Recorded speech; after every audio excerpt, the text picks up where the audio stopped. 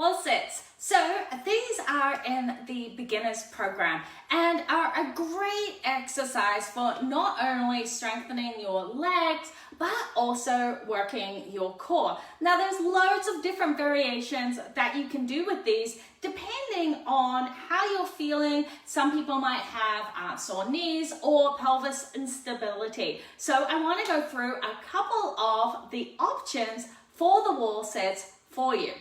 All right, so I'm Katrina and I run the Diastasis Recti workout support group, as well as having many different programs to help mums with diastasis recti and pelvic floor issues.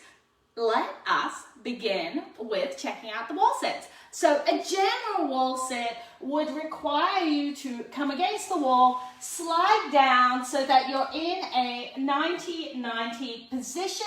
Your knees should be in line with your hips, feet in line with your knees, and then you're just going to hold it here. That's kind of like a basic wall sit that you will see in the majority of programs. Now, there are a couple of things that we can do to adjust this to make it even better for you.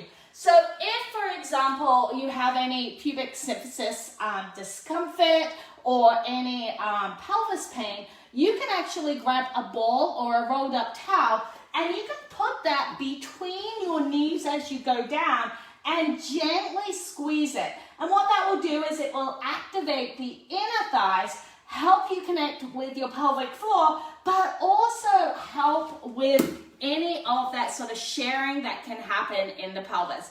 For some people, the ball between the knees doesn't help, and sometimes a band around the outside of the knees that you push out into can help a little bit more depending on the pelvis type pain. So that's one thing we can do.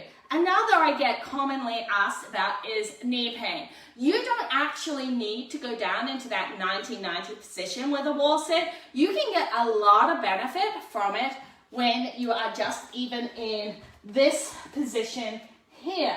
Right? So a couple of things that happen when we're in a wall sit, and the reason why I like the wall sit is most of us sit in front of a computer or a phone, or we're hunched over our babies all day, right? And we end up with this forward head posture. So when you come into the wall sit, your head is actually away from the wall. And this is a fantastic position to really work that long neck, tucked chin, and bringing the shoulders back against the wall. And just holding this position is going to help you with your alignment. You don't even need to be down all the way. You can be working on your alignment in a wall sit that's more of a 45 degrees. In fact, if somebody has a bad anterior tilt, so that's the anterior tilt, which is like this with that lower back curve, I often get them to work in a wall sit at a 45-degree angle, and because they have a tendency to have this gap here, I get them to pull and tuck slightly from the pubic bone so that the tailbone is just hovering from the wall. All right, so the lower back ends up being against the wall. The glutes are not, and I repeat, not clenched, okay? So I haven't squeezed my glutes to tuck. I have used the front of my core to tuck. Why have I done this? Because to get out of that anterior tilt, we need more strength in our lower TVAs. How are you going to get that?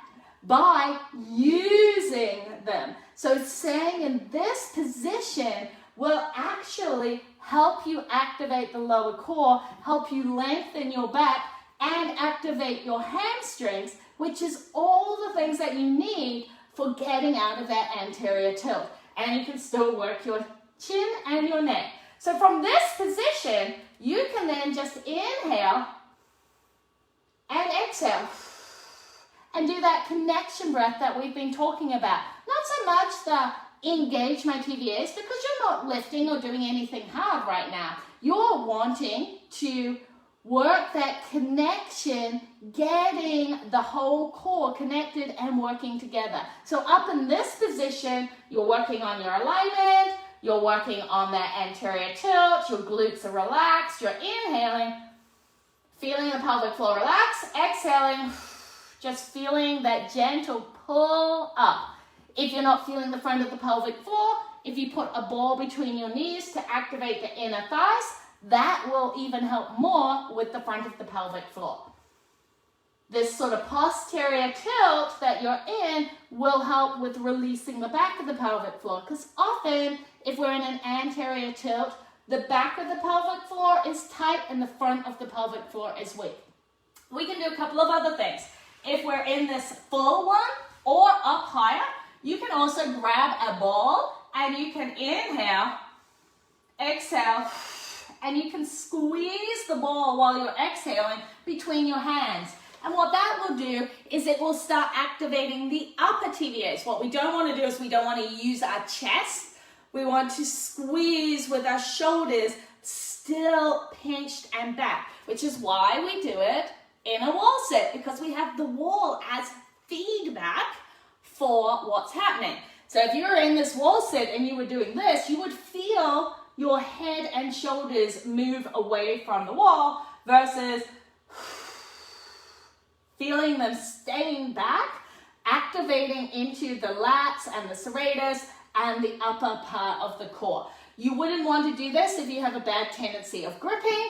Instead, I would put the ball between your knees so that you can get more work on that lower part of your core versus the upper part of your core. Now, all of these are very subtle differences for the same exercise. And that's what I do in the Circle of Confidence, is I actually work with the ladies and they show me their exercise and I'm like, okay, so for you, you need to put it between your knees. For you, you need to be squeezing that ball. That's the type of feedback you would get if you came into that full support membership.